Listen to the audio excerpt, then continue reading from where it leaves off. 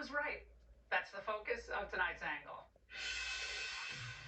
At the end of a week like this, with so many of the world's events having turned against us, we once again arrive at the conclusion that yes, Trump was right. Now remember, from the very first months of his presidency, he challenged the stale old status quo. You know, that status quo where America carried the lion's share of the security burden for Europe? NATO members must finally contribute their fair share and meet their financial obligations. If NATO countries made their full and complete contributions, then NATO would be even stronger than it is today. Now, he made it clear that the days were over when the United Nations and other foreign countries could just run roughshod over America's interests.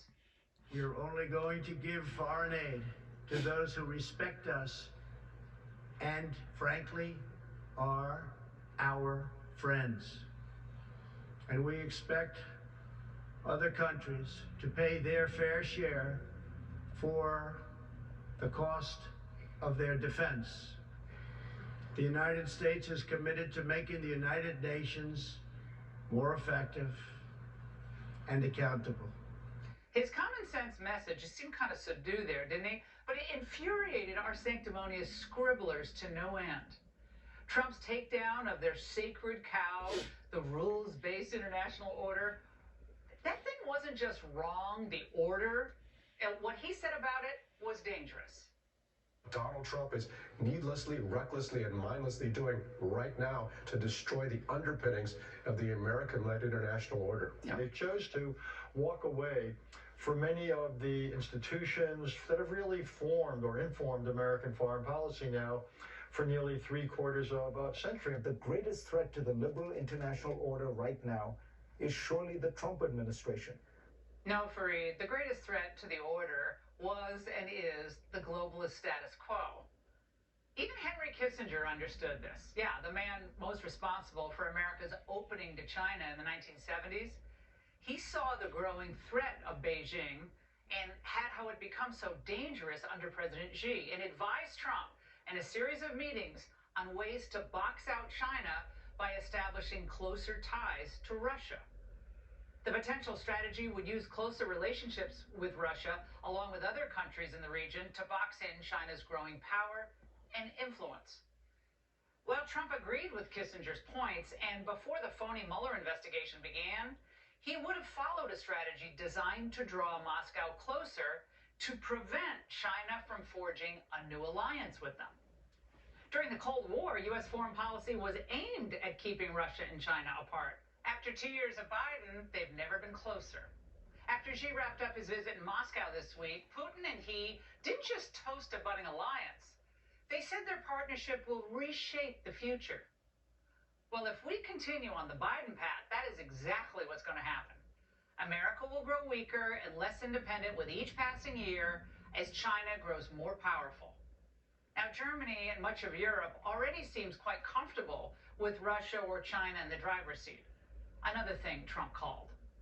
Germany will become totally dependent on Russian energy if it does not immediately change course.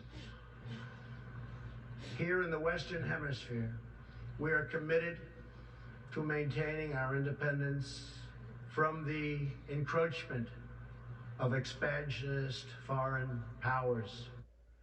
And now, China is on the move everywhere, including in our own hemisphere. Earlier this month, Honduran President Xiomara Castro announced that his country will establish diplomatic ties with China, effectively ending their relationship with Taiwan. With Trump gone, China is gaining influence and power not just to the south, though, but to the north as well, in Canada, which is one of our closest allies and trading partners, as you know. The newspaper Globe and Mail reported last month that China preferred to see Trudeau's Liberals reelected in the 2021 election and work to defeat conservative politicians considered unfriendly to Beijing. China's been known, of course, to prefer a certain type of candidate in Western countries, the weak Biden type. In fact, in 2020, U.S. intel sources warned that China was deeply opposed to Trump's reelection. Gee, I wonder why. And as America has become economically weaker, Trudeau has become less willing to take a tough stand against China on almost any issue, including that issue of election interference. But we didn't expect Biden in Canada today to announce a new immigration impact. He did not raise any of these issues with China and certainly didn't want to offend pretty boy Justin. Biden's busy overseeing our military as it gets bullied out of the South China Sea. China's defense ministry said today that China drove away the U.S. Navy destroyer, the USS Milius, after it entered territorial waters of China's. Now, this is exceedingly dangerous. On top of all the other, well, just a small matter of a potential nuclear war if things go sideways in Ukraine. And then Biden's presided over more American losses in the Middle East. An American contractor was killed and 5 American troops injured when an Iranian drone struck an American base in Syria. Yeah, you probably forgot we actually have troops there. Why are those 900 troops still on the ground in Syria? I can tell you for certain they are not providing any benefit to the United States. And the claim that the general's making here that they are there for the enduring defeat of ISIS, look, that is nonsense. Now, in retaliation, supposedly at Biden's direct direction, we launched counterstrikes on sites in eastern Syria. Well, after Iranian-backed forces ignited this latest exchange, the Pentagon went out of its way today to reassure the global community that it didn't seek any conflict with Iran, but that it seeks only stability in the region. Well, it's a little late for that. Did Americans, though, vote for any of these escalations?